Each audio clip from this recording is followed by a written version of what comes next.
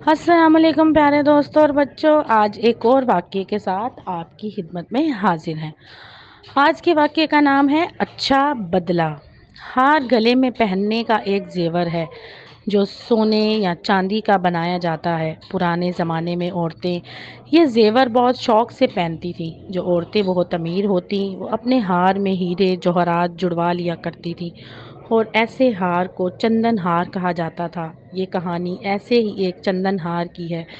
بہت ہی دن ہوئے شہر مکہ میں ایک غریب نوجوان رہتا تھا۔ اس کا نام ابو بکر محمد تھا۔ یہ نوجوان اس قدر غریب تھا کہ کئی کئی وقت کھانے کو روٹی نہ ملتی تھی، لیکن ایماندار اور نیک ایسا تھا کہ کسی کی چیز کی طرف آنکھ اٹھا کر بھی نہ دیکھتا تھا۔ ایک دن کا ذکر ہے، ابو بکر محمد بازار میں چلا جا رہا تھا کہ اسے ایک پوٹلی دکھائی دی جو سڑک پر پڑی ہوئی تھی۔ اس نے وہ پوٹلی اٹھائی اور اسے کھول کر دیکھا تو اس کے اندر سے ایک چندن ہار نکلا۔ یہ چندن ہار اتنا قیمتی تھا کہ ابو بکر محمد کی ساری پریشانیوں کا خاتمہ ہو سکتا تھا۔ وہ اسے فروخت کر کے امیر آدمی بن سکتا تھا، لیکن اسے اللہ اور رسول صلی اللہ علیہ وسلم کا یہ حکم معلوم تھا کہ جو چیز گلی کوچے میں پڑی ہوئی ملے اسے اسی طرح پڑے رہنے دینا چاہیے۔ شاید اس کا مالک ڈھونڈتا ڈھونڈتا وہاں آ جائے اور اپنی چیز اٹھا لے، لیکن اگر کوئی ایسی چیز اٹھا لے تو اسے چاہیے کہ 1 سال تک اس کے مالک کو تلاش کرے۔ اگر پوری کوشش اور تلاش کے بعد بھی مالک نہ ملے تو اسے اپنے پاس استعمال میں لا سکتا ہے۔ جب ابو بکر محمد کو یہ بات یاد آئی تو وہ چندن ہار کے مالک کو تلاش کرنے لگا، اور خدا کا کرنا کہ وہ جلد ہی اسے مل گیا۔ یہ ایک شریف صورت بوڑھا آدمی تھا۔ اس نے ساری نشانیاں بتا دیں اور اپنا ہار لے لیا۔ ہار حاصل کرنے کے بعد اس بزرگ نے ابو بکر محمد کو انعام کے طور پہ کچھ اشرفیاں دینا چاہی۔ ابو بکر محمد اس وقت بہت ضرورت مند تھا۔ اس کا دل چاہا کہ اشرفیاں لے لے، لیکن پھر اسے خیال آیا کہ ان اشرفیوں کے مقابلے میں وہ بہت ثواب قیمتی ہے جو اللہ پاک نیک کام کرنے والوں کو دیتا ہے۔ اس نے اشرفیاں لینے سے انکار کر دیا اور بزرگ اسے دعائیں دیتا ہوا چلا گیا۔ یہ واقعہ گزرے کافی دن ہو چکے تھے اور ابو بکر محمد اس طرح محتاج اور کنگال تھا۔ آخر اس نے فیصلہ کیا کہ کسی اور ملک جا کر روزگار حاصل کرنے کی کوشش کرے۔ ایک دن وہ کشتی میں سوار ہو کر روانہ ہو گیا۔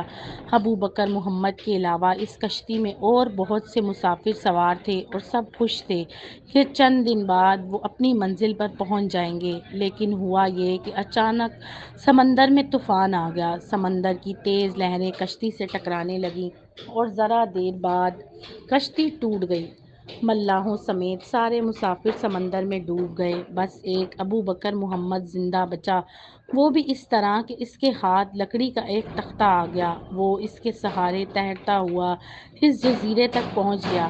یہ جزیرہ تھا تو چھوٹا سا، لیکن اس میں رہنے والے نیک اور دیندار لوگ تھے۔ ان سب کا مذہب اسلام تھا۔ وہ اپنے مذہب کے حکموں پر پوری طرح عمل کرتے۔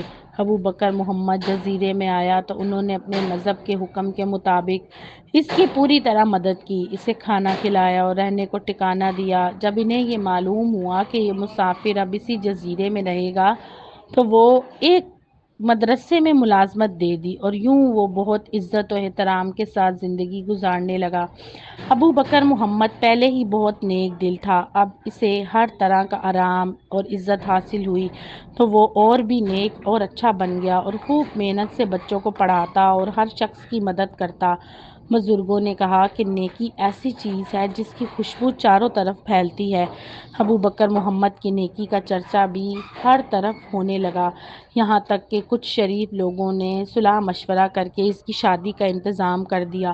وہ لوگ اس کے پاس آئے اور اس سے کہا، ہمارے جزیرے میں ایک بہت شریف شخص رہتا ہے، کچھ ہی دن پہلے اس کا انتقال ہوا اور اب اس کی اکلوتی بیٹی جو بہت خوبصورت اور سلیقہ مند ہے اکیلی رہ گئی ہے۔